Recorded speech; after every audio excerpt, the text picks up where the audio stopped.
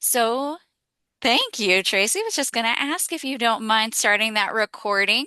So, welcome everyone. I know many of you we just saw on Friday. I hope you all had a wonderful time at the event as much as we did, and we loved seeing you all. And some of you, we didn't even recognize because you were just so fancy. But it was wonderful seeing you all and being able to celebrate. So here we are today at the fourth quarter town hall, and we have a couple of announcements in case you missed them in Jay's email as well as in the gala. So we wanted to talk a little bit about that today. While we're doing that, a couple of things I want you to keep in mind. So, one thing we are going to be asking you at the end of today's session is we really want to look into 2026 and make these town halls as value add as possible for you all. So at the end of today, we're going to be giving you a survey with just one simple question, just asking what are some things you'd like to see in the town halls in 2026. So as we're going through and you're experiencing today, would love for you to be reflecting and thinking, here's what I would really like in 2026 during these town halls to spend our time together.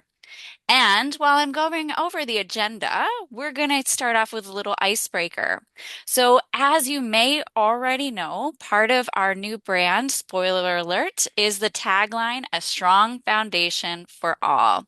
And so, I would love to ask you all as you're coming in, go ahead and share your name and your committee and one word that describes what would build a strong foundation, right? So, maybe that word is resilience, for example, or whatever you can come up with. What one word would help to build a strong foundation? And while you are doing that, just to go over the agenda really quick, we're going to start off with this warm welcome and welcoming back to you all. We're then going to talk a little bit more about the new brand, and Jay and Alyssa are going to be here really talking about that with you all.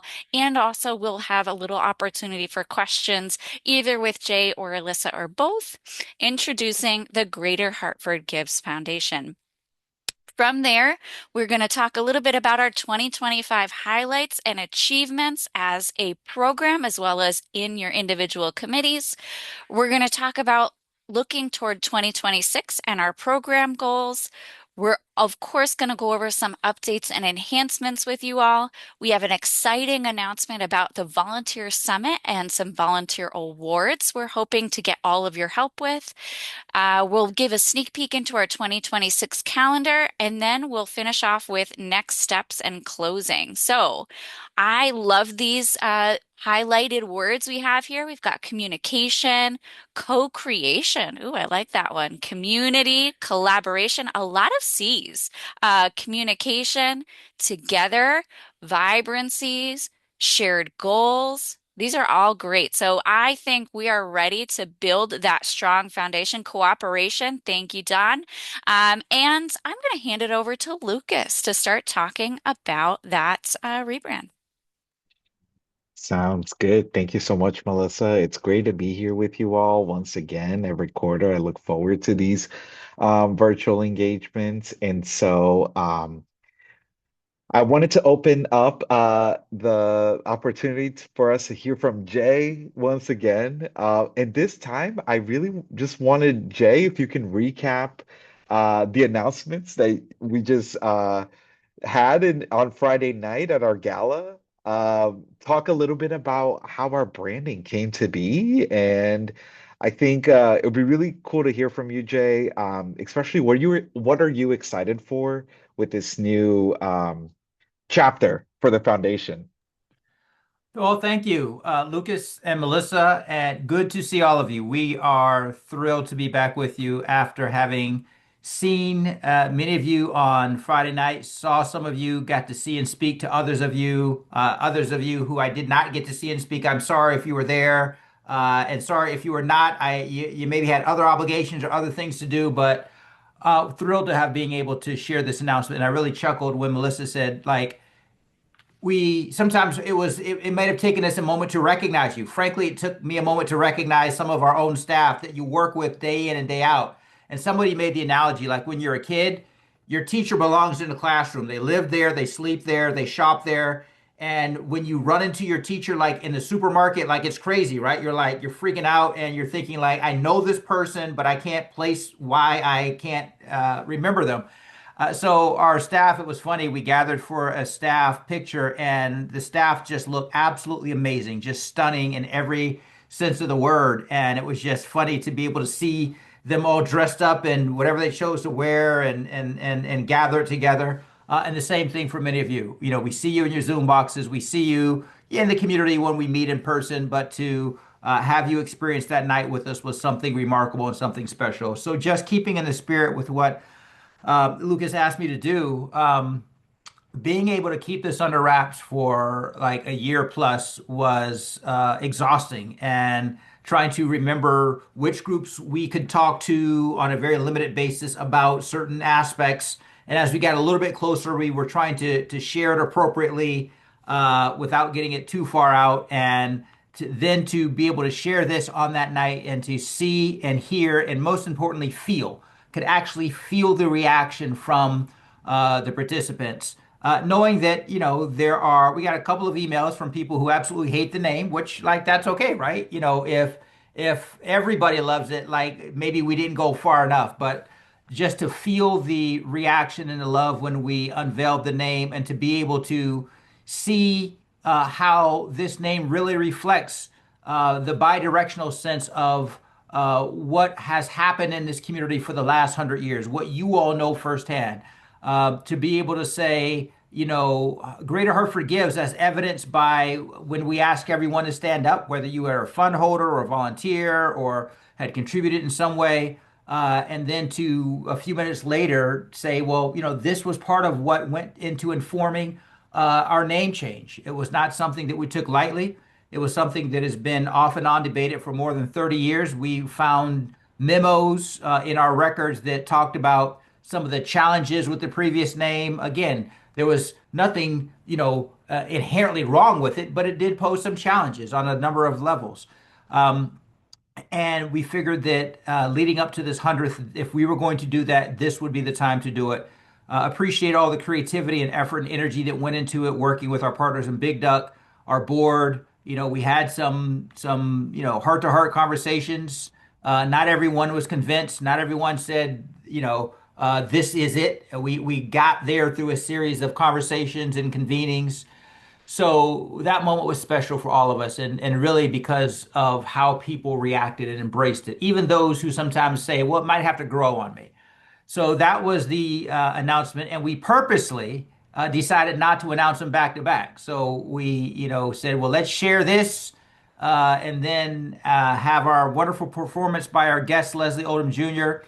And then hit them with one more thing right before they go, right? So changing the name of an organization after 100 years, we thought was like, wow, that could have been it by itself. That would have been more than enough. But then to be able to have the transition from Leslie Odom Jr.'s performance to then sharing our second announcement being our relocation of our headquarters, and you know, this Gateway project being a part of the North End Gateway. And the thrill there was the video wasn't halfway done when people just started cheering. When people just, you could hear the crowd sort of start to, the anticipation go up, and then they got louder and louder even before the video had gotten to the halfway point.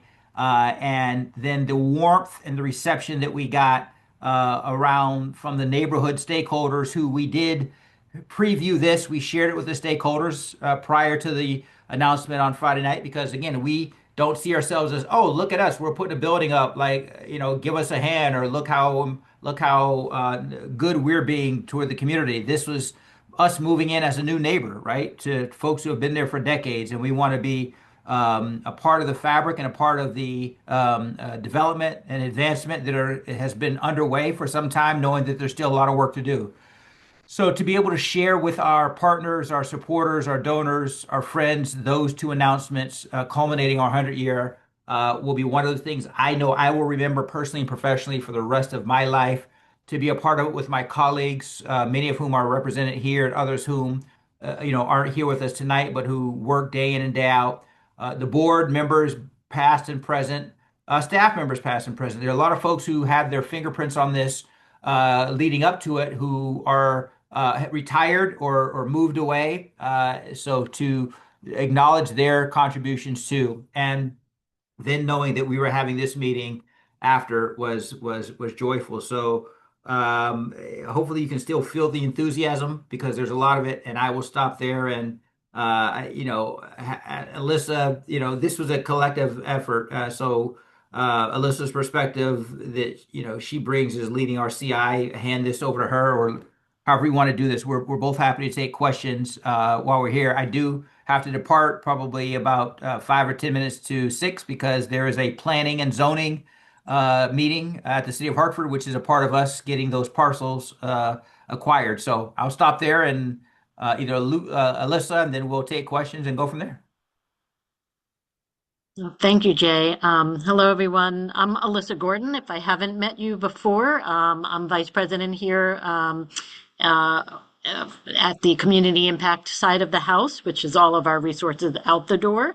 And I guess the only thing I would just add is assuring folks and affirming that while our name is changing and our headquarters where we are working and where we meet with community is changing. There's a lot that's not changing, and that's our mission and our values. Our strategic priorities are not changing. How you're working with us as volunteers and ambassadors for us and our eyes and ears and learning partners out in the community, that's not changing. And our commitment to this initiative, which continued to be a legacy of Jay's vision in his earliest days here. I think the two things we talked about when Jay first joined us was how do we change where our headquarters is closer to community, and how do we think about thinking about some type of fund or program that gets us into all 29 towns. And it's amazing to sit here, not that many years later, to see both come to fruition. So, I'm going to be staying on the meeting the whole time today, and look forward to meeting folks in person at the summit, and, open to questions and thinking and, even concerns that you may have. We're hoping to keep open channels of communication. Thank you so much, Jay and Alyssa. We have obviously a slide deck with every town hall, and we're going to share with you all the slide deck. We have a lot of information on the slide deck that we want you all to cover. But Jay and Alyssa did open up the door for us to ask questions. And so I'm going to just quickly go through two slides and then we'll open it up for questions. So, as on the screen right now, you'll see the new logo, the new name. Since we're going to be in a period of transition, you'll be seeing formally Hartford Foundation for Public Giving quite a bit. And we're really excited also about the slogan, the Strong Foundation for All. If you notice, the all is in italics because this is a slogan that can change for a variety of things. A strong foundation for volunteers, a strong foundation for Avon, whatever your town it may be. So we're really excited about that module piece for our branding. Let me make sure the slide goes through. This is just an example of like the colors and the things that you'll start to see as early as January when the new brand gets released. And again, you'll be receiving this slide deck. So you'll see, information about the name and why did we work on the brand, some of the points that Jay covered in his speech. But what does this mean for our community funds program? Um, we are also rebranding as part of a program of the foundation. And so the official name for the community funds program moving forward will be Community Funds at the Greater Hartford Gives Foundation. That's our program-wide name. And we put here just to show you all a strong foundation for volunteers as a way for us to use that slogan. But as Alyssa mentioned as well, there's a lot that's remaining the same, right? Our commitment to you all as volunteers, the foundation support for community funds, our goals for community funds, and our strategic commitment as a foundation all still remain the same. The big pieces that are sort of updating with the new brand we put them here is sort of a new way for you to talk about your committees and your participation in committees. So I am a volunteer. I am a part of the Town Community Fund that Greater Hartford gives. And we are producing resources, talking points, messaging guides for you all to have in your committees so that you understand sort of how we're using the new brand.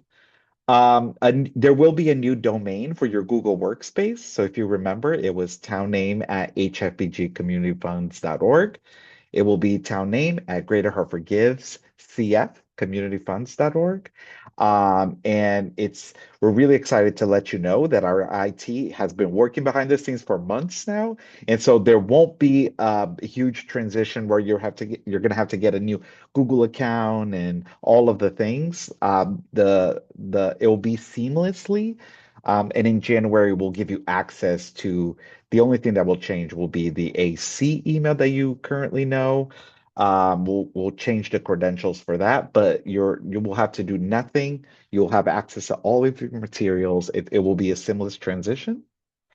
With a new brand, we're also getting a new website that's also going to be released in January. So as staff are waiting patiently to see what the new format of the landing pages will be, so we will share that information with you.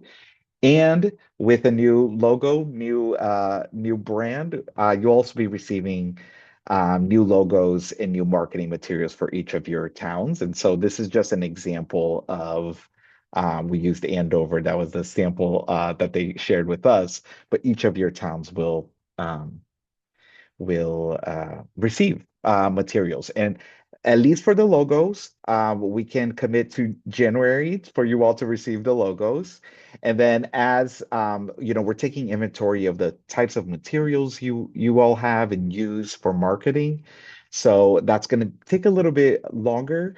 And we've talked with our communications team. You're able to use your current sort of and everything that you have marketed for your committees until you get the new materials. So no need for you to stop, doing the work that you're doing, community outreach, recruitment, and all of those pieces. You're still able to use them until your committee receives the new materials and whatnot. So with that, we have allotted some time for questions, reactions. Jay and Alyssa is here. Our team is here. So I'll leave this screen. I'll leave this on the screen. And does anyone have any questions? I David, I do. think I see your hand. Go ahead, Yes. David.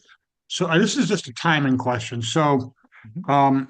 Lucas, in Hartford, we have just gotten approval. We awarded grants for 2025, 16 grant recipients this year. Normally, what I do for the Hartford committee is I write up a little description of each grant and announcing this to be posted on the website, and then we also use it in a press release. The timing on the website, since you're changing the website, I mean, traditionally I don't do a lot of marketing for in my past life right now because on the holiday season, people aren't paying that much attention. Do you want us to wait until January when you have the new formatted, when will you have the new formatted landing pages before we send, I mean, this is, and to Tanisha, before we send you the materials to update our website, or should we do it now like we would normally do? Yeah. I would say now, and team, please feel free to jump in here. I would say now, give us whatever you want on the website, right? And do as sort of you have scheduled in your committee of how you want to announce it and whatnot. So we have the communications team obviously working on the website. We're going to be or creating new templates for press releases for you all and things like that that will come in January.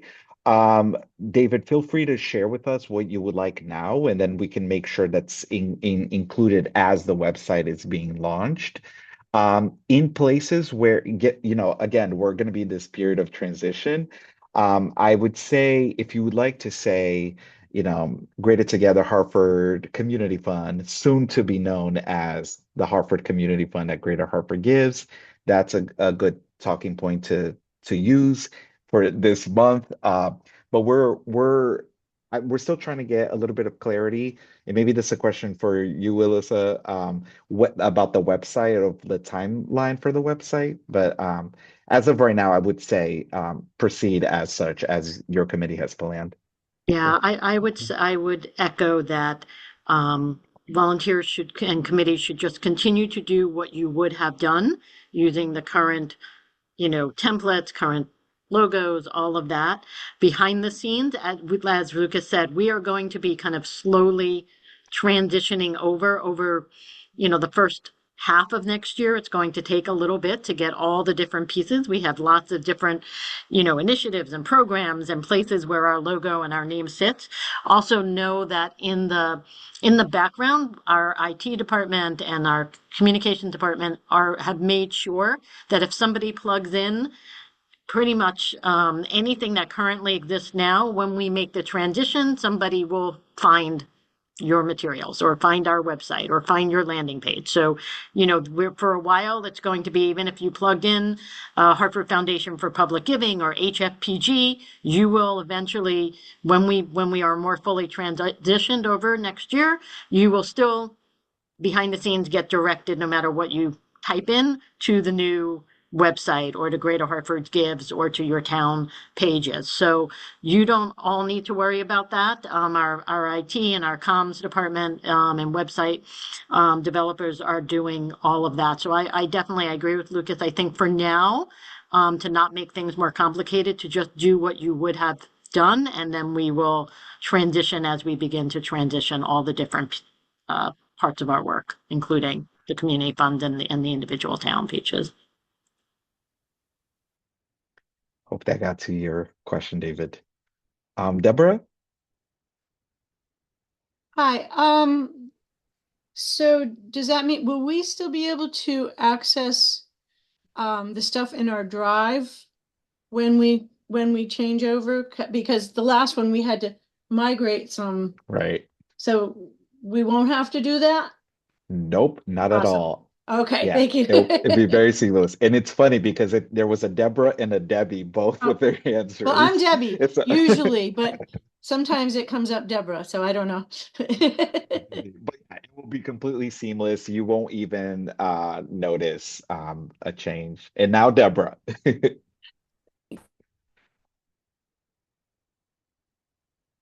Oh,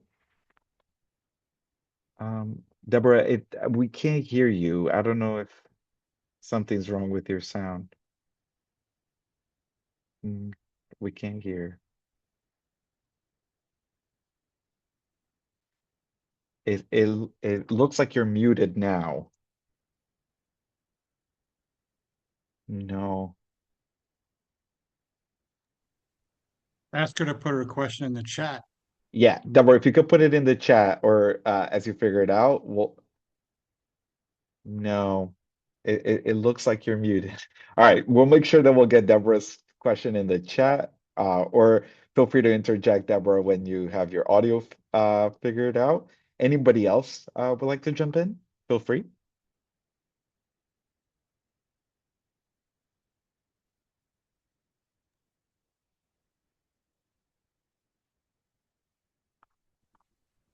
Okay, Lucas, can you hear me? Yes. Yeah. Hey, DC. Okay, this is DC. So I received the information back from Melissa that it's Vernon Community Fund at the Greater Hartford Gives Foundation for the title, correct? Yes. Yes. Okay, so there's no indication of Rockville being in that at all. I just wanted to be clear on that. Um, What was the previous iteration? I think it was just Vernon, uh, Vernon Greater Together. I mean, so it wasn't like Vernon slash Rockville before. It was, I mean, so the only thing that's changing is, Vernon the Community Fund. At the Greater, so Vernon Community. Okay, All right. I was trying Yeah. to make sure that because I had some people from Rockville asking me about that, and I said, "Well, we're making some changes, but I didn't know for sure, so I wanted to make sure that it's Vernon Community Fund Act." Yes, Okay, that just would wanted be to be the clear on that. yeah. Thank you. And Lucas, I can you did hear me now? now we can, Deborah. Okay, these questions are for Jay. A couple quick ones. How inclusive was your process of rebranding and deciding on a new building with the entire staff? What was the stake in the sand that you finally said, okay, we're going ahead with the rebranding and the new building? And talk a little bit about your fundraising efforts for the new building. Sure. So, start with the new building. The entire staff was aware of and had opportunities to weigh in on the new building multiple occasions. Obviously, there was a more well-defined group between the board and the executive leadership team, but early on, like a year ago or so, the entire staff was involved in the process. Um, the with the new brand, there was a representative group of the staff, that a broad and diverse representative group of the staff, from tenure to different departments, that also involved the board. So that was an inclusive process also. And then it also included some external stakeholders that we agreed to hold this close hold. So that was even more inclusive because the building did not involve any external parties, but the branding ultimately did as we got a little bit into that process. And then there was no fundraising for the building, and we made a conscious decision that we were not going to have a campaign for the building, that we were going to use the first campaign ever for the scholarship. And we are blessed and fortunate that over the years, the endowment has generated a return, and there was a provision in our articles of incorporation that allowed for us to utilize the endowment to self-fund the project. Wow. Did I get all the questions? Thank you. Answer? Yep. And Jay, if I'm not mistaken, and maybe Alyssa Jay confirmed this, but there was also at one point or another there we had focus groups that happened with external to understand their sort of the engagement of the previous brand of the foundation. And if That's I'm not correct. mistaken, there were a random sample of community fund volunteers that were part of. I don't know if any of you were part of those conversations, but that was also part of the Correct. That's correct. engagement. Thank you. Mike? Thanks, Lucas. I'm curious where Greater Together went in all of this. Now, on the one hand, West Hartford Greater Together Community Fund has always been a mouthful, but in terms of repositioning, what happened to the Greater Together part of the equation? That's a great question. And we believe, served its purpose for many, many years. When I started, and Alyssa helped me, our gathering was called, Our annual gathering was called Greater Together. That really was the only place we used the name until we had the community fund program. And we kind of used that name as part of from that effort. But yeah, I mean, I think the other piece was we have a number of what we call satellite brands in a sense. Now I'm like talking like our communications uh, consultants, but from our community fund to our giving circles, there are some name funds that we have through our donors, and so we wanted to make sure that all the different aspects of the foundation's work and engagement kind of were seamlessly seen as a whole. So that was the other piece, to kind of have everybody connected to that Greater Hartford Gives foundation piece, but then make sure, as you can see in the slide, making sure that, the community funds or the giving circles also could retain their specific identity as well. Got it. That makes sense. Thanks. My other question, if you don't mind, is will you be either tonight or in the future identifying what seamless transition means to you? Just so that we have a good sense of what are the things we don't have to worry about, and if there are things we need to worry about that might not seem like big, and fall under the umbrella of seamless, that, that we're given a heads up. I'll defer to Lucas. And I think part of that, and I appreciate that, we appreciate that question because, seamless transition could be in the eyes of the beholder. So before I Yes. go, certainly emphasizing that there are a lot of things happening behind the scenes with our technology team, that, we will never see, but that are important when someone hits a link or does something that would ultimately drive them to our website and to our new brand. There are things that, and that's part of why we appreciate these meetings, because there are things that we think we've checked the boxes, but there are going to be things. Let me rephrase. There are going to be things that we miss with all the good programming, planning, and intention. And we'd hope that you would extend that grace to us and patience and communicate. If we've missed something, it wasn't because of misintention or lack of planning. We just may have genuinely missed it. So please help us through this process to identify those things. We want it to be seamless. We hope it will be seamless, but I promise you there will be some error, something that requires us to sort of redouble our efforts. So, Lucas, you can pick up from there and talk more specifically about the things that we hope are seamless. But when we don't get it right, please tell us. We'll be humble about it. We'll learn and make it right. So I'll let you take it from there, Lucas. You're much better at Okay. this than I, but I got to jump over to this planning and zoning. But thank you all. We're excited about the work that we have done together in the past, the work we're doing together now, and particularly excited about the work we have ahead under this new moniker brand. And ultimately, we cannot wait to host you in our space in a couple of years. So thank you all. Yeah. Thank you so much, Jay. If there's any questions specifically for Jay, we could, if you want to put it on the chat, or we'll make sure that Jay gets it and Alyssa's still here so she can represent leadership at the foundation. And we'll make sure that your question gets answered. I did, Mike, want to give you a very clear example of when we thought about the transition, when us as an internal team understood that it was going to be happening. And it's the grant making update.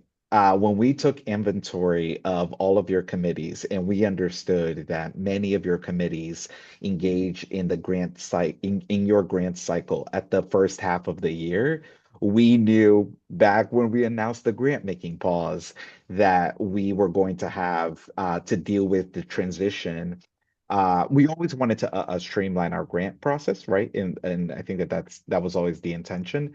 But when we understood that this was also going to be happening at the same time that you all would be engaging in grant making, we thought that it would be an appropriate time and the opportune time for us to also put a pause in the grant making so that by April, we would have a new system, but also a brand new sort of branded system for all of you to engage in.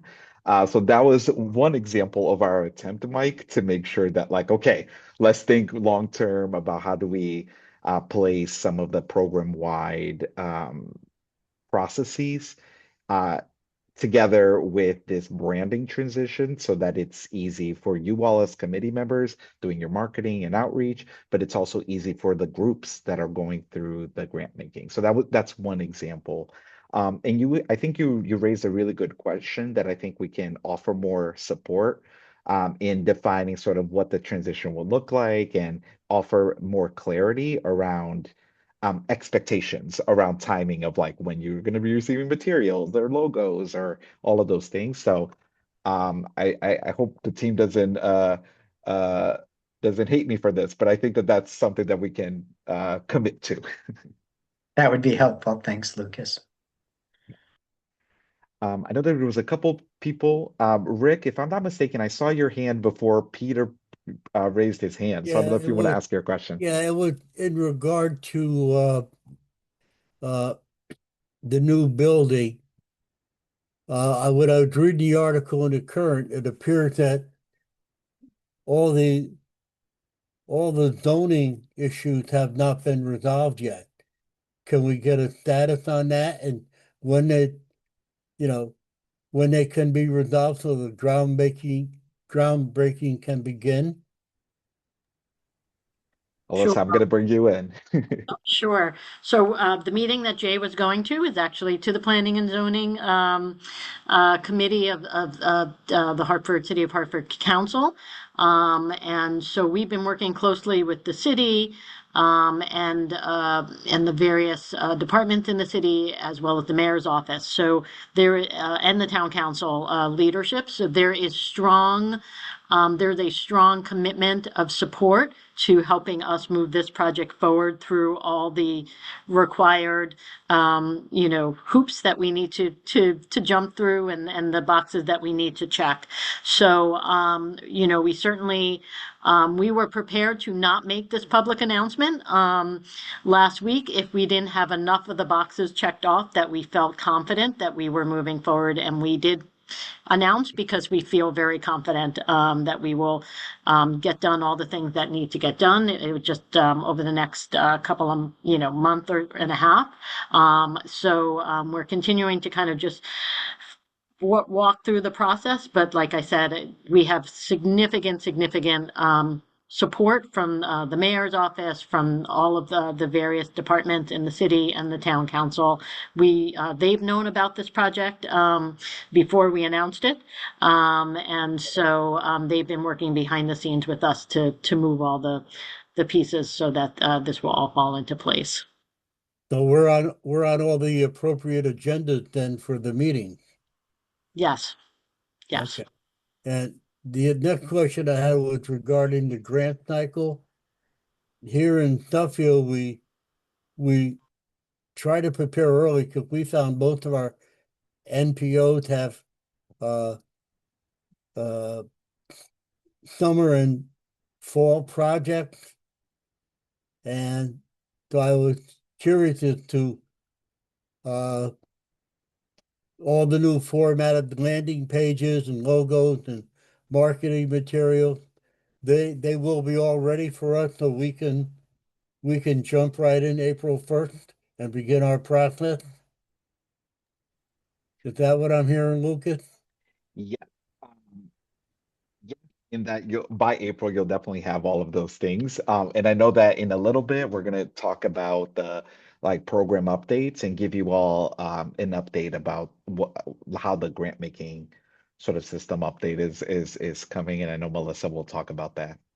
Thank you, Rick, for that question. We're gonna get to your question later in this meeting. I promise. Okay, thank you. Of course. And Peter, you have your hand raised? Yes, hello everyone. First, I just want to say I wish I could have joined everyone at the gala on Friday, but I headed up to Vermont. I'm working up there this week, so I wasn't able to make it, but would have been fun. Um, Regarding the name change, I had read it earlier, but really didn't occur to me till we started talking that at least in Granby, we have an entity called the Granby Community Fund, and I don't know if there are other towns that have that same issue.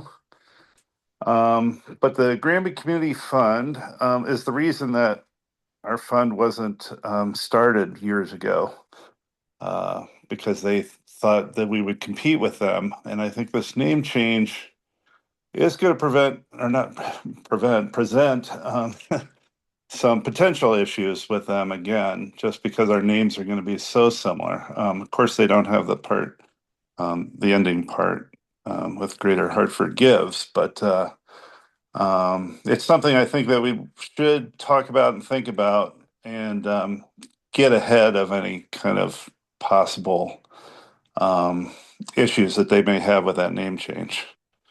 And I was thinking Jay may help us smooth that over if needed. Do you have any opinions on that? Lucas, do you want me to jump in? Sure. Then I'll jump in. So no, thank you for that question, Peter. We definitely were aware with the name change, the history, particularly in Granby. I do think, the Act Greater Hartford Gives distinguishes it from the other Granby Fund. I will say that when we first established the Community Fund program, we had the opportunity, Jay in particular, had an opportunity to meet with the folks from the other fund in Granby in particular, and had the conversation with them to explain the nature of this fund and how, in any way that this fund could be either distinguishable and or supportive of the work of the existing fund. And I know that we would be very open to, hosting a similar type of conversation or convening with the leadership of the Granby Community Fund at Greater Hartford Gives and the other Granby Community Fund as we go forward. Your good suggestion, I think, is exactly would be a good one to pursue. Yeah. Thank you, Alyssa. And I would say, Peter, we've been sort of anticipating that conversation to happen. And so our team, and I know I've been having conversations one-on-one with Tashina about how we can best support Granby Community Fund. We are also doing some research to see what other community funds are out there. I think we found a Bolton Community Fund in Massachusetts, in Bolton, Massachusetts. And so we're doing our due diligence in trying to understand sort of the implications, right, around this name. So we are ready to work with if there's any sort of complication that comes across in terms of how you all talk about your committee. We're going to be ready, obviously, to work with you one-on-one with your committee to address those. Yeah, Um, great. I mean, we do have a good relationship with them now, so hopefully that will continue. I anticipate it will. yeah, But I thank you for your support. of course. And I wanted to be clear on this. I think I did get confirmation from our communications team that in written format, it will be the town community fund at the Greater Hartford Gives Foundation. So your press releases when you write things. But, when you're talking to folks, when you're recruiting volunteers, you can say town community fund at Greater Hartford Gives. You don't have to include the foundation, and it makes a little bit of a difference, right? Um, any other sort of lasting questions so that or before we move on with our agenda?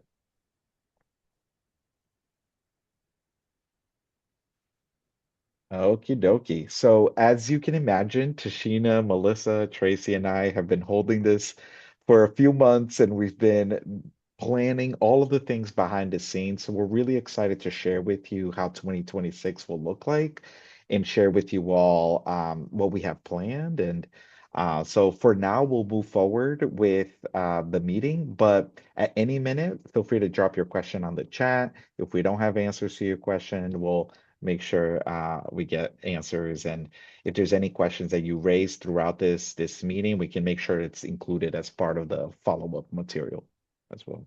Thanks, folks.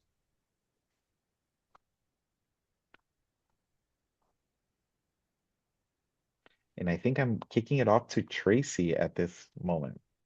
Okay, great. If you could just move to the next slide. What we're going to do before we jump into 2026 is just review all the wonderful things that have happened in 2025. So, shout out to all of you. We have over 200 volunteers in this program, making it a very healthy volunteer program.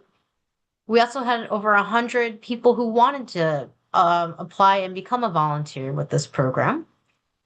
There were 355 grants awarded this year, and over 1,000 grants awarded since the inception of the program. And that made it so there were 35% of the grants awarded for the entire program were done this year. We had over $1.5 million awarded this year, and over $4 million awarded since the inception of the program. So give yourselves a round of applause. You've done fantastic work. We're so excited to be a part of this program. And then on top of all that, the icing on the cake is that 43% of the people that were able to get money from the foundation never received it before. And that is due to your hard work with your outreach and creativity to get your towns represented.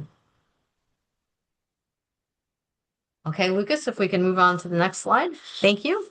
So in this year, we also did a lot of enhancements to try to help this program grow.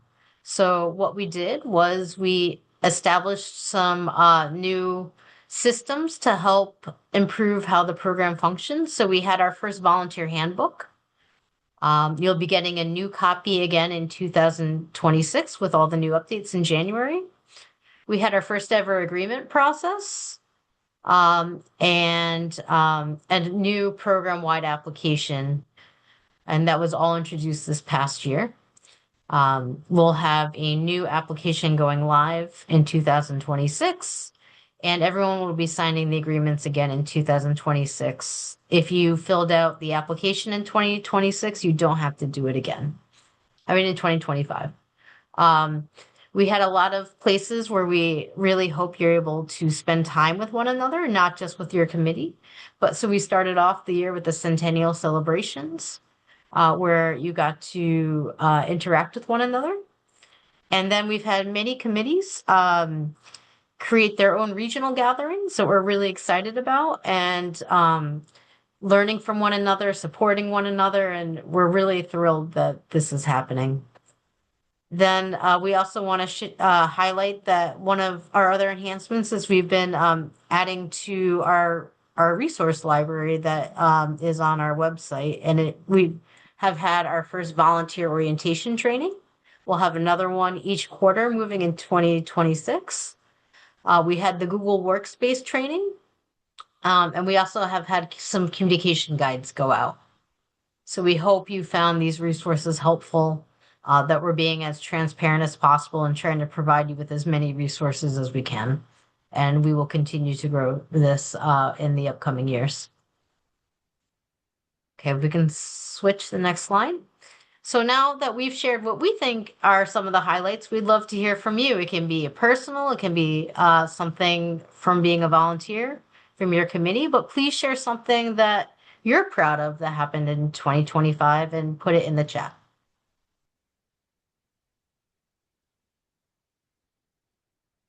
And as you all are typing those things, a couple highlights I know.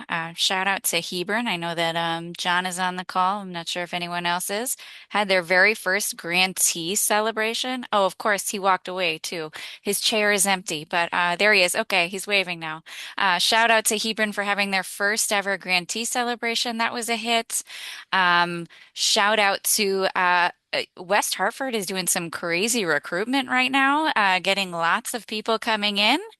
Um, let's see.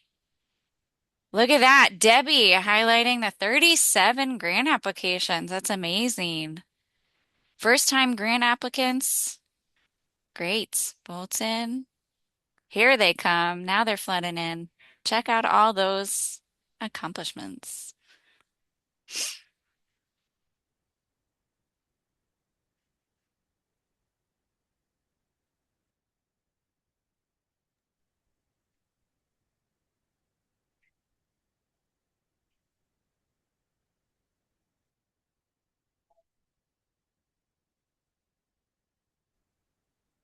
I was really excited to hear, if I could add, I was really excited to hear that some of the committees came together to talk about sort of how to support one another, best practices and whatnot. And so I want to share that as a reflection that I thought was really great.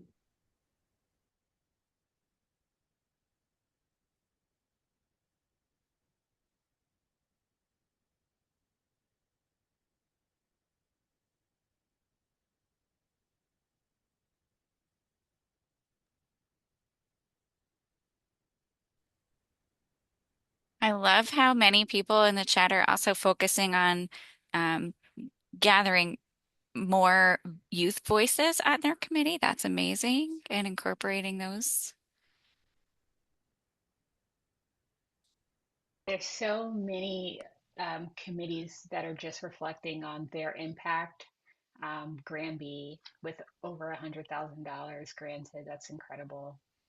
Hartford having over 40 applications. It's really remarkable. And one thing that I want to uplift that's I don't see flooding here in the chat is Suffield. The Suffield Committee did some volunteer recruitment and during this quarter or the end of last, and they got over almost 20 volunteer applications that came in. So really amazing job just getting the word out there. And they had to make some really tough decisions in terms of having conversations with all of those applicants and getting them to and having the committee be able to identify who they wanted to select. They only had 4 slots, so really great work from them. It's really cool to see the systems work out because we're driving people to the common application for the volunteer process. And it's really awesome seeing that that form has become accessible for folks and we're seeing the impact of it.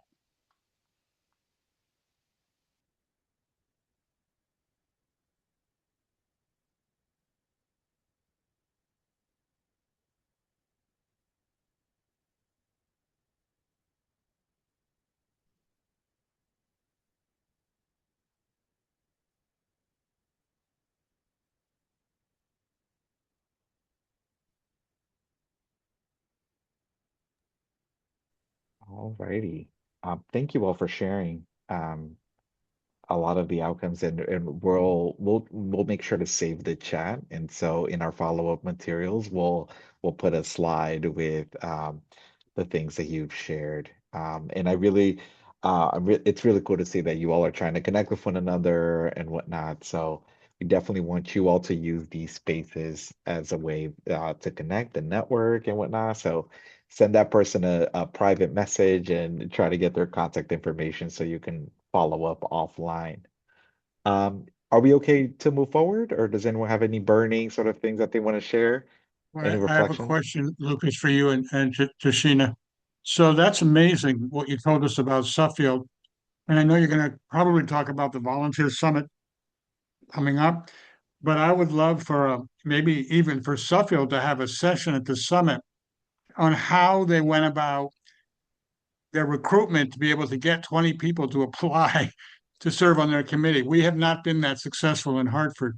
So I would love some training. I would love to hear from other committees that have been successful on what steps they took so that we could basically steal from them and mirror their activities. And I think that would be really helpful. We're going to be starting in January to try to bolster our committee. We've got 2 applications pending, but we're going to be looking for more. So any help we can get in that area would be welcome. For sure. Thank you so much, David, for bringing that up. Suffield is one success story. There's Canton has done a fantastic job just creating some materials to share. If you Can come you speak up to Sheena? You're quiet. I'm sorry, David. I had dental work done about 2 hours ago, so you'll have to bear with me, and I promise I'll stop talking after this. But Canton has a fantastic success story in terms of some of their materials that they've used to recruit volunteers.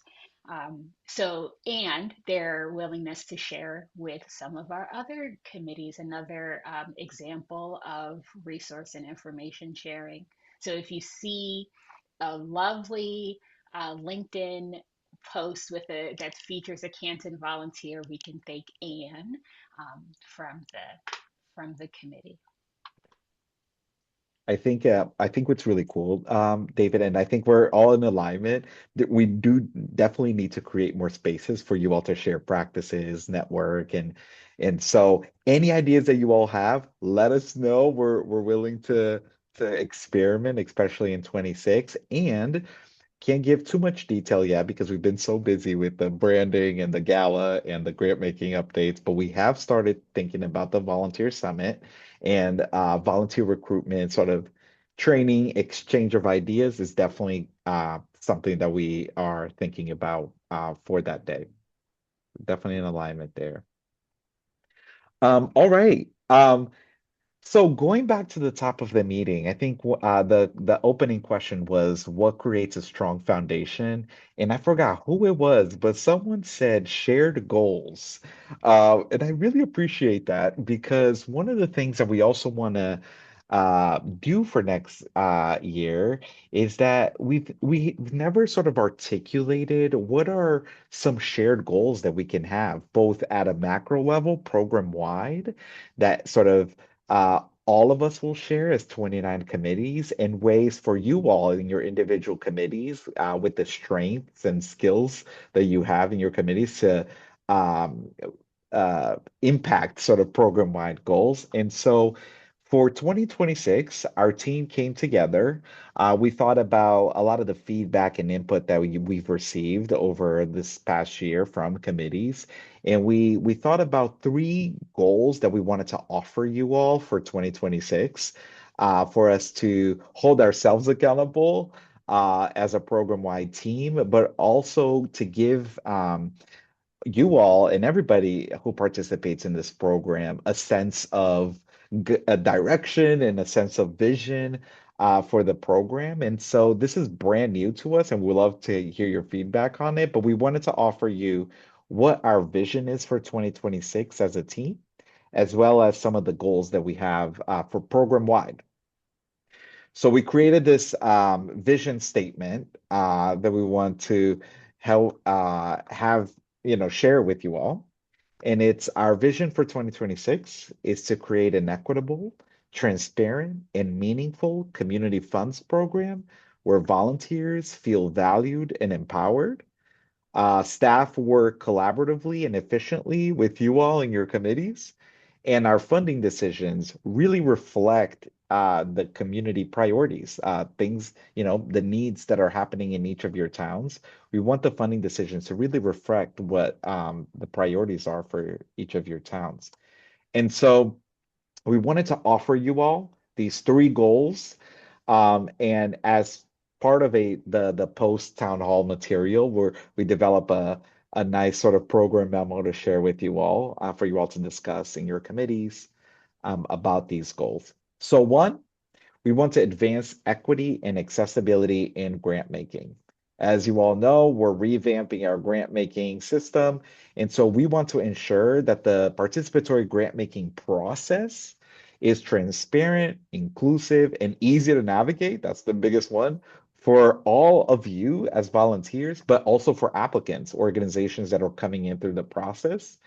And we want to actively encourage you all to learn about organizations that are applying and respond to the committee, to your committee's needs through the grant making. So that's our big goal number one. We've tried to articulate what success will look like. And so we thought it was too much to cover today, but you'll see that as you receive the material. Two, strengthen volunteer engagement and leadership. We want to create a supportive environment next year where volunteers feel valued, informed, and motivated to take on leadership roles. We know that there's a lot of succession planning that's happening in many committees next year. And so we're going to be committed to you all as a volunteer. And again, we want to foster curiosity about learning about your community needs. That's a theme if you haven't picked it up on it yet. And then three, this is the output that we have, right? Our goal is to deliver meaningful and community informed grant making.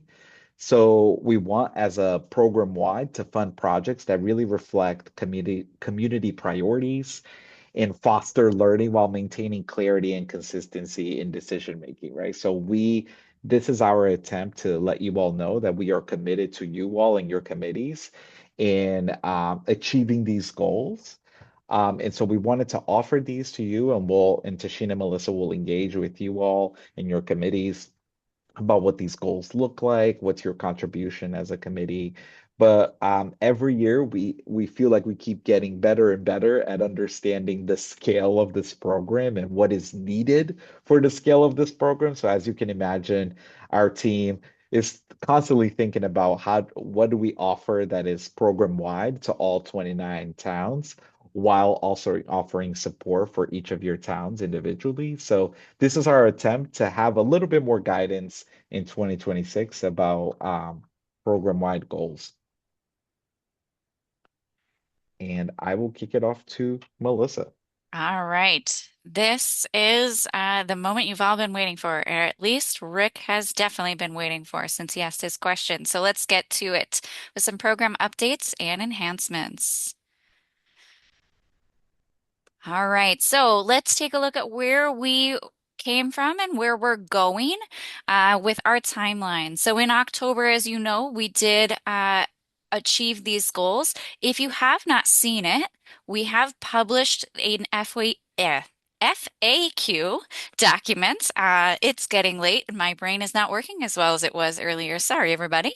And it is available on the Community Funds resources page. It's also linked here on this slide.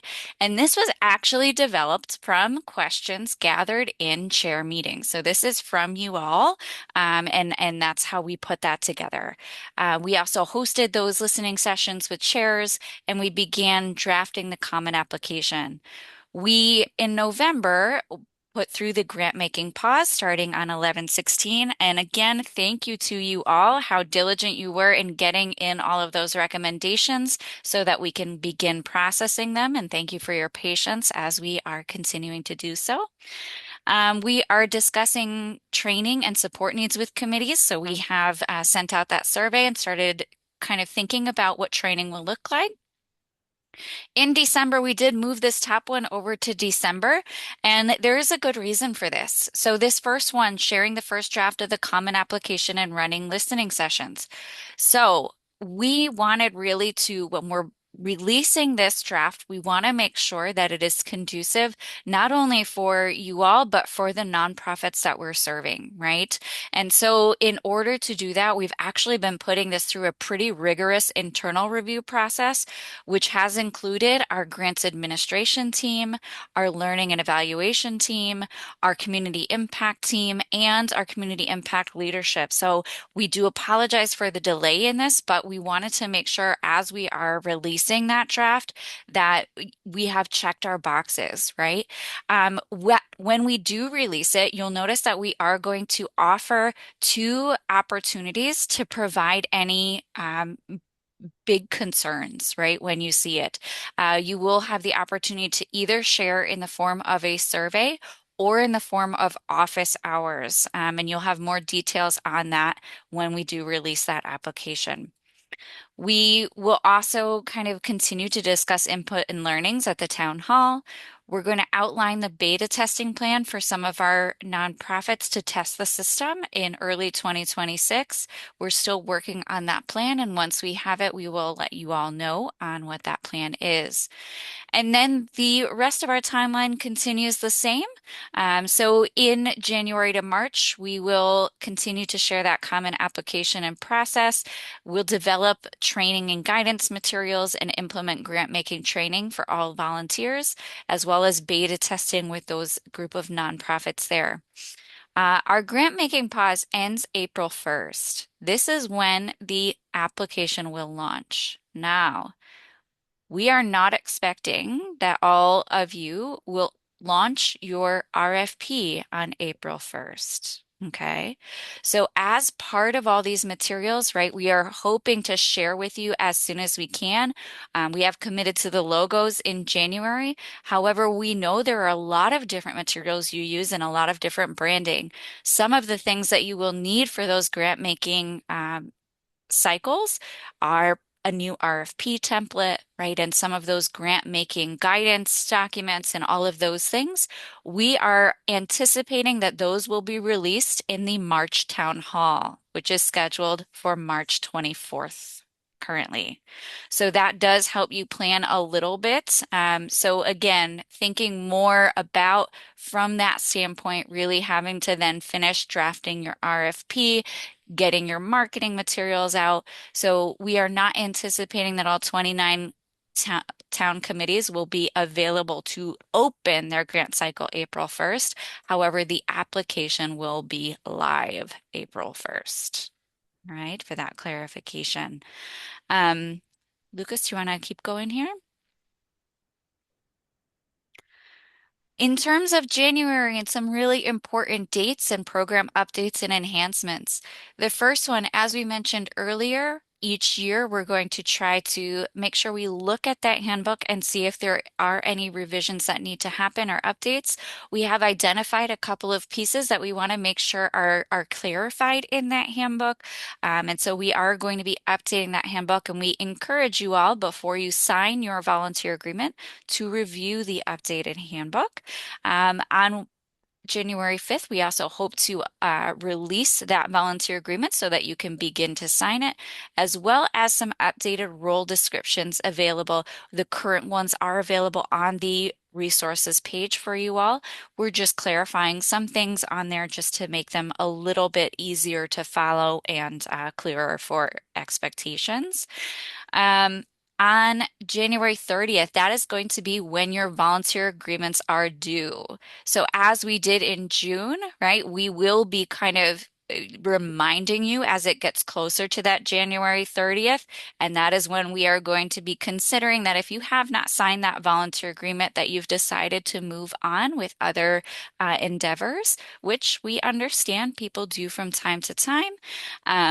But we will be starting to kind of move you along off of the Google Workspace if they have not been signed by as of January 30th. We are also going to be releasing with the materials for this town hall a 2026 committee work plan.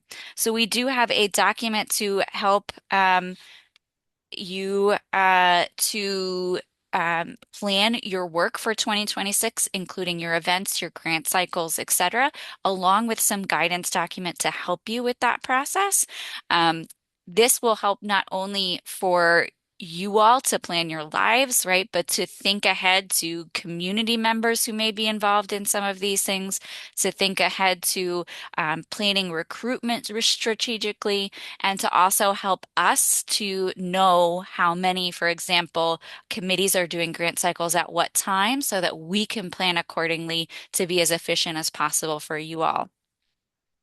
One new thing that we are implementing in 2026 is that we will be having a few weeks throughout the year that are community fund liaison focus weeks, right? So as you all know, Tashina and I do liaise between 15 and 14 committees, which typically means 15 or 14 evening meetings plus prep time plus follow-up. Right. So we want to make sure that things like trainings and resources are done in a timely manner as much as we can. And in order to do that, we need to have some weeks where we really focus on those initiatives that are program wide.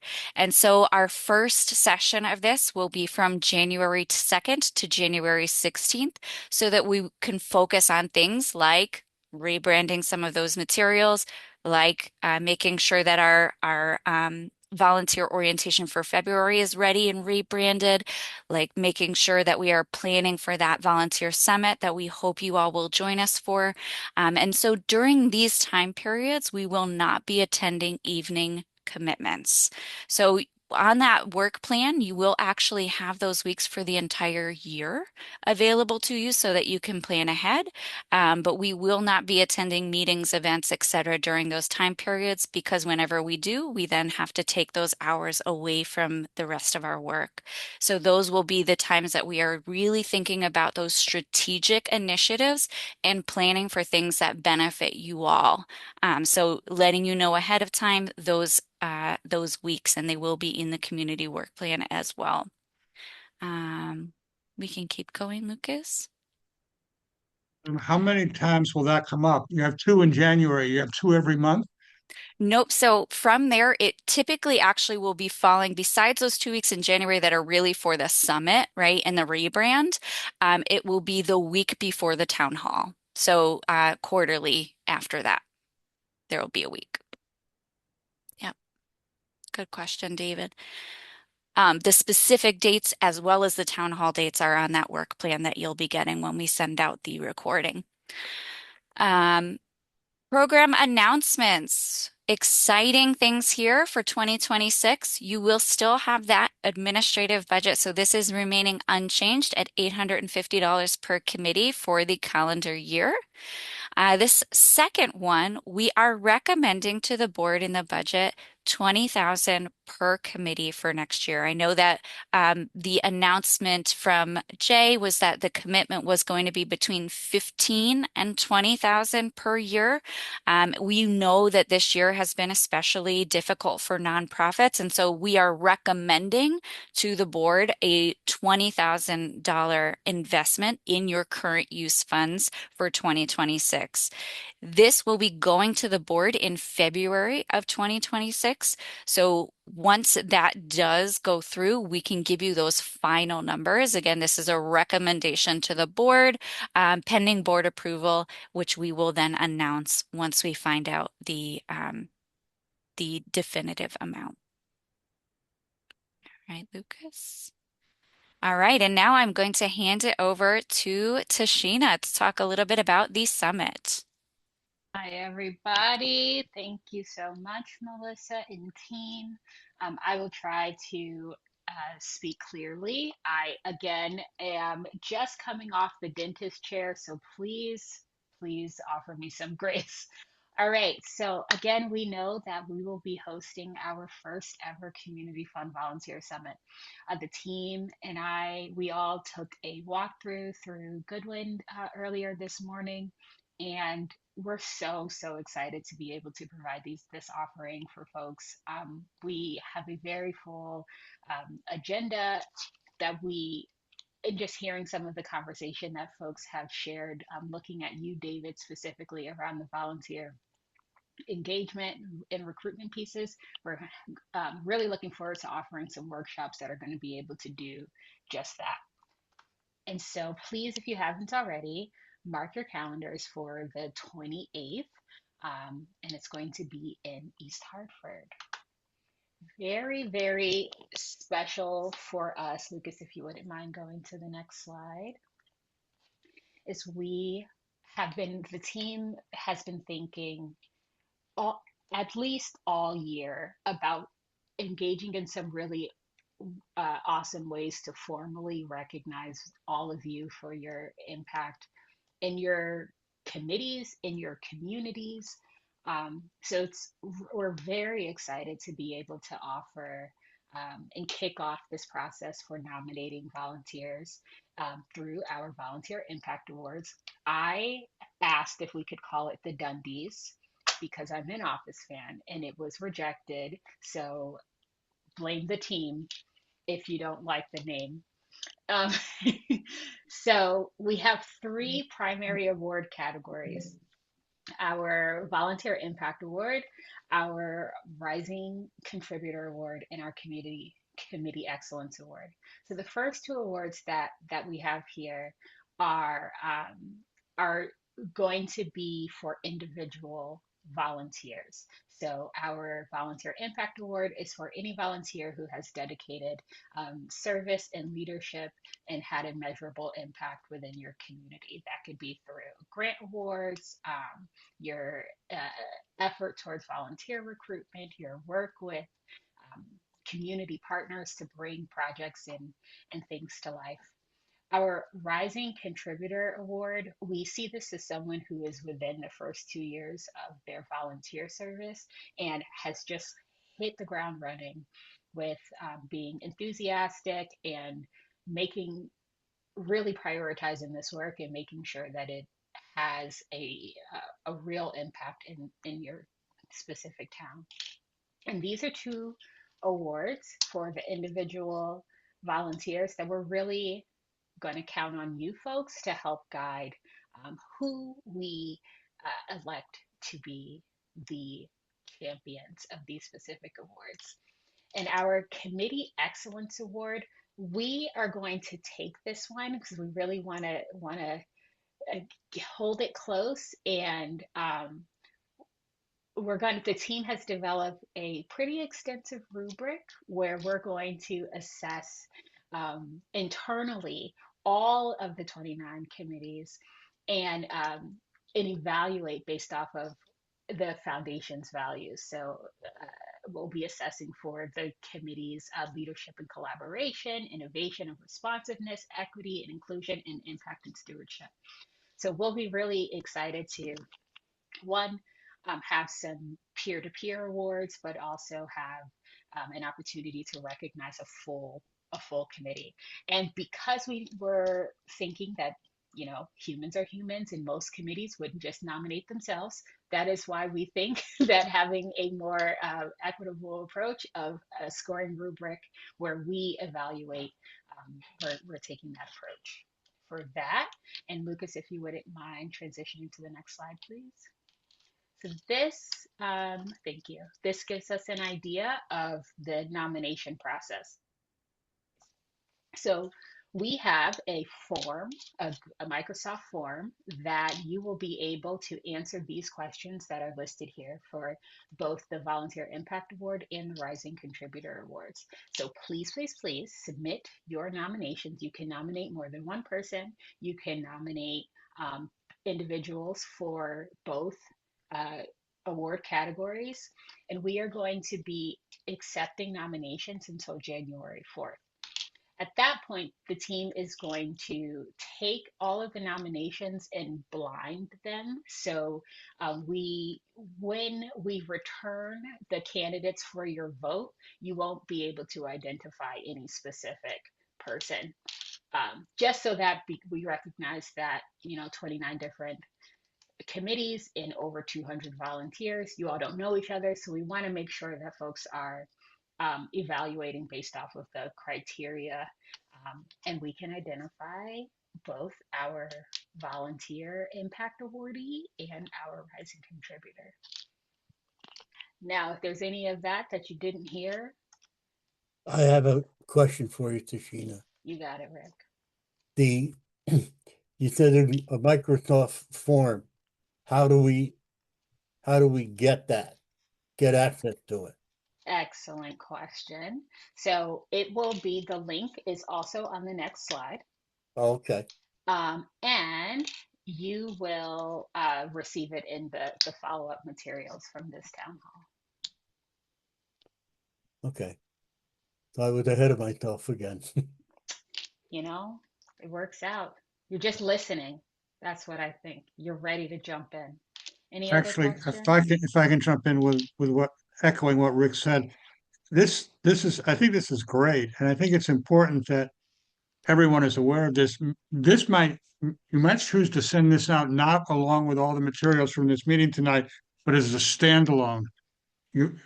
Lucas and Christina and Melissa, I think saying, we've decided to have this new program and have it as a standalone to try to get as many nominations as possible so it doesn't get lost in the shuffle. Yeah, great suggestion. And it is also, we have messages that are already in the queue to send out and alert you all to the nomination process separately. Thank you, David, as well as the blind voting process. So we'll be making sure that it doesn't get lost, but keep it a conversation that gets shared amongst your fellow volunteers in your committee, and just share it widely. We're excited, and I think a little competition helps to, who knows what the prizes will be. We'll see. We will be announcing the winners at the summit, so that is why we are kicking it off now, so that we have enough time to really evaluate candidates and offer the blind process where you all get to assess what different volunteers are doing and how the level of their impact within their committees, within their towns. And we only get better because of it, by some more additional shared learning.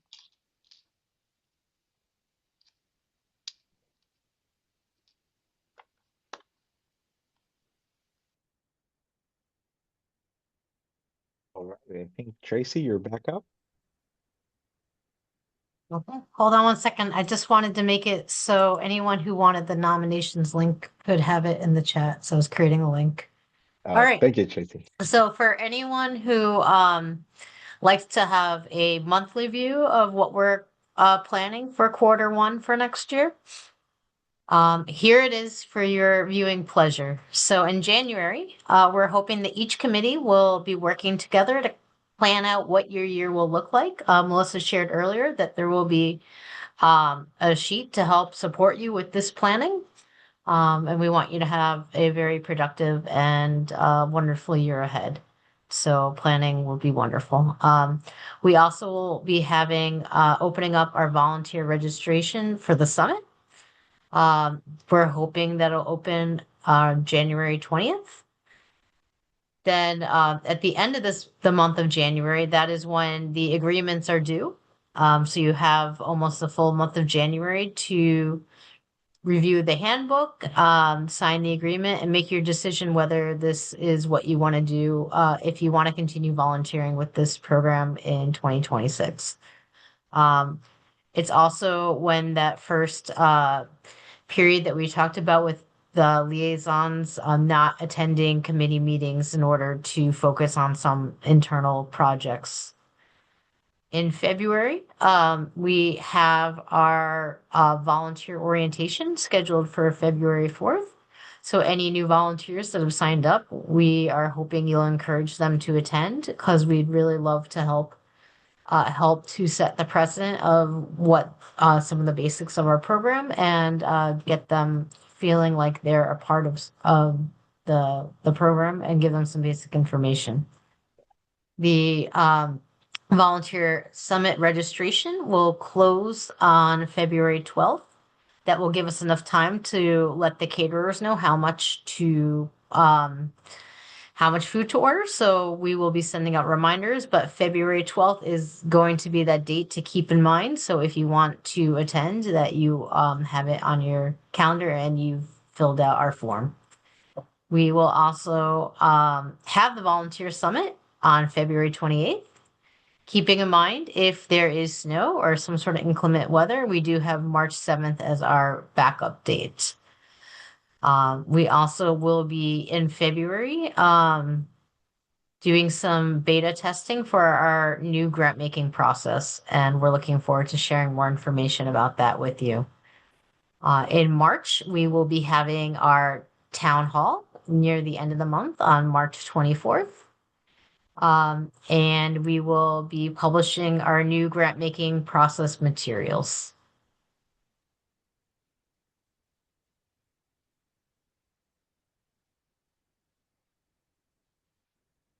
Okay, and then I think I kick it back off to you, Lucas.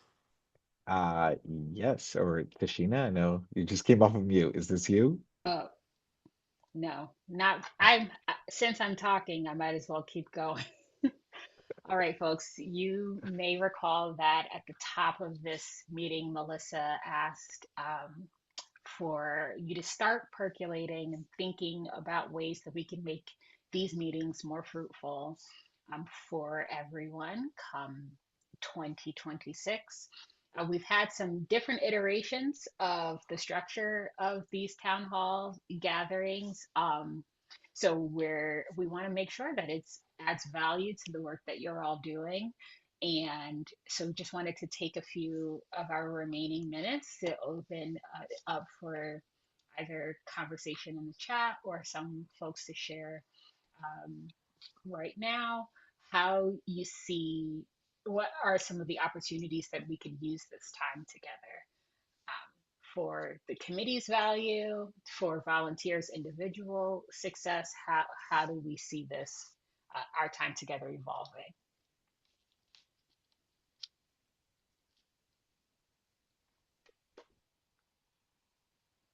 Deborah?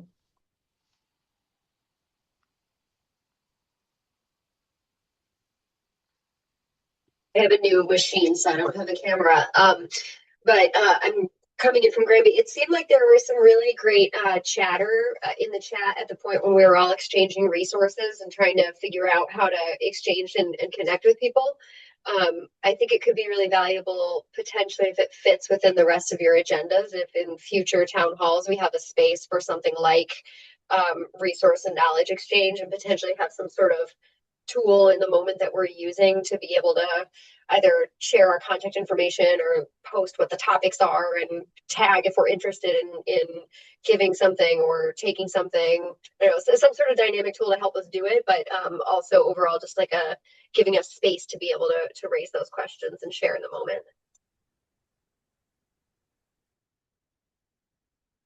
Thanks, Kendra. For sure. Thank you, Kendra.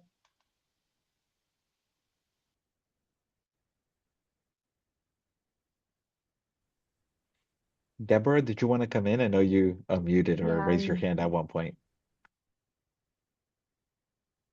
You're on mute now, Deborah. yes. Can you hear me now? Yes. Thank you. Sorry, I keep having problems with my earpods. No worries. I think it would be really useful if we could hear from Tashina and Melissa on their ways that they manage their committees, because it's come to our attention that Tashina and Melissa may do things differently for the same thing with different committees. And so while we're being asked to standardize how we do our grant making, it would be interesting to hear from the liaisons how they work together and how they can create shared best practices so that there's consistency in how they deal with the committees. Thank you, Deborah. That's really great. Yeah, and it's always I feel like every time I speak, I talk about the scale of the program and how hard it is to really understand the nuances between committees and then bring it back into that macro level balcony view of the program.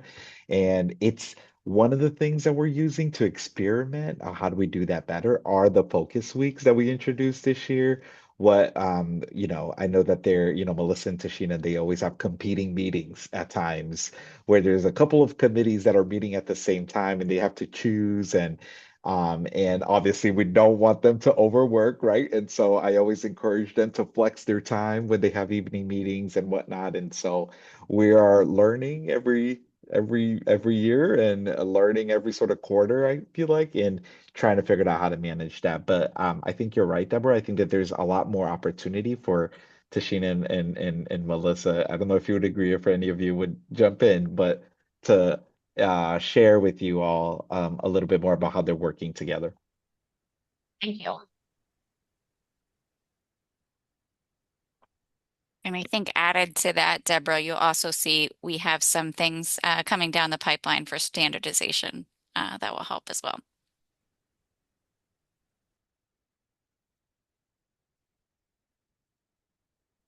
Wow.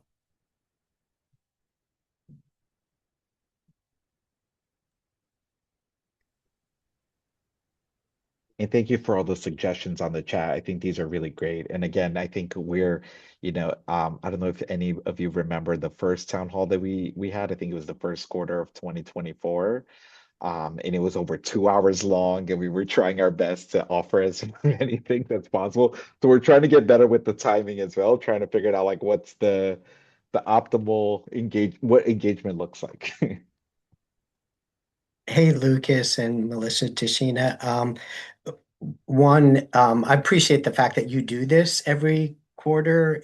It would be easy for you to let go of this, in part because as I look at the mighty community of 200 volunteers, right? A subset of that shows up at the town hall. So I don't have any bright suggestions for you, but trying to figure out how we can drive more attendance would be great. But even if that doesn't happen, there's no doubt the people who show up are in it, and that's great. And we can learn not only from you, but from them, and hopefully, or from each other, I should say. And hopefully you learn from us, bantering back and forth between each of the committees. I think that's the best way for all of us to work to improve how the community funds operate in total, as well as on a town by town basis. I'll step off my soapbox and just ask a specific financial question, which is I know the funding for 2026 is a board decision. Will we get statements though in January just showing our current where we're at prior to any board decision, or is that not going to happen until after the board makes its decision? Hope it's before. Yeah, that's definitely something that we can pull up for you, Mike, and for the committees. I think we have to sort of check with our finance department about like when a quarter ends, like how long after can we request? And I think that we thought that it happens all within the week following the quarter end, and that was our mistake. We did not know it takes a little bit of time. So as soon as we get more clarity around the financial statements and like when is it appropriate to ask so that you all have the most updated information, we'll definitely share. Yeah, no, yeah, accountants, they don't close the books quite so quickly for public consumption, so I understand that. But I think I heard Rick say it would be helpful for all of us in terms of planning purpose to get a refresh on what's out there, if you will, that can be in the pot to spend before it's refreshed with any additional current use funds for 2026, if that makes sense. Great. Yeah, we'll definitely do that. And I know that a lot of you had grants that just were submitted, right? So we'll make sure that you get it that is also that includes the grant cycle that you all just completed as well, so that it's you don't have like a three different sort of statements or three different numbers. There was a suggestion in the chat that I thought was a great idea, and it goes back to what was something that Tashina brought up earlier, which was the suggestion was, could we have in each of the town halls a particular committee that's had a very strong success give a 3 to 5 minute presentation on what they did to reach for that success. And this goes back to my thing with trying to recruit people to serve on the committees. You know, it's like if Suffield could make a presentation on what they did. I think having committee presentations would be a wonderful addition to the town halls. Great. Yeah. Yeah, I agree. And we'll figure out how to sort of operationalize what it looks like to send you all an email and be like, hey, does anyone want to present? Let's work together. So, but that's a yeah, well, we definitely want to do that. We're also thinking about like what we're calling micro learning opportunities. If y'all remember, we had community cafes, right? That are like specific, like workshop specific opportunities. And so, what would it look like that for every town hall to have a little micro learning opportunity that can involve committee learning, but also an opportunity for us to expose you to a topic or a training or a resource. Mike? I'll just, yeah, build on the comment about recruitment. Um, Now that there is a centralized database that you're using, right, there's the qualitative story that each town can tell who's been successful, but there's a quantitative one too, that might be helpful, it might not, and that's Mhm. where did you hear about us? And I think you have 5 options on that form, something like that. So if you could Mhm. just give us that data, like in 2025, how many of the 100 volunteers, what channel did they come through? And that might give clues to people who aren't utilizing that channel right now that could be an effective. It may vary by town, but the macro info could be helpful. Yeah, that's a great suggestion, Mike. Team, I think we could do that, right? I'm pretty sure. Looking at Melissa and Tashina, they're For Yes. sure, better at yeah, the data. Though I will easily. say, Mike, you all have some interesting write-ins that people add of an other column. So that might give us a little run for our money with how many people have write-ins in that question. All right, y'all. I know that it's over 7 o'clock, and if I'm not mistaken, there's one committee, I forgot which one, that has a meeting starting at 7. And so Farmington. Farmington, I hope you're starting your meeting and you can debrief what you just heard. Thank you all so much for being here, for engaging with us. We are trying our best to hold this program-wide space and then also support you all individually. And we're open to suggestions. And we're really thankful for you all this year for all that you've accomplished. I can't believe we surpassed 1,000 grants in this process. That's a really exciting a stat that I've been sort of sharing throughout the office here. But we're really looking forward to 2026. We're trying to improve in every single way. And so ask ideas, and as suggestions come up, connect with Melissa and Tashina, and we're here to support you in your work. Thank you all. Have a good night and happy holidays. The holidays. Happy holidays. Thank you.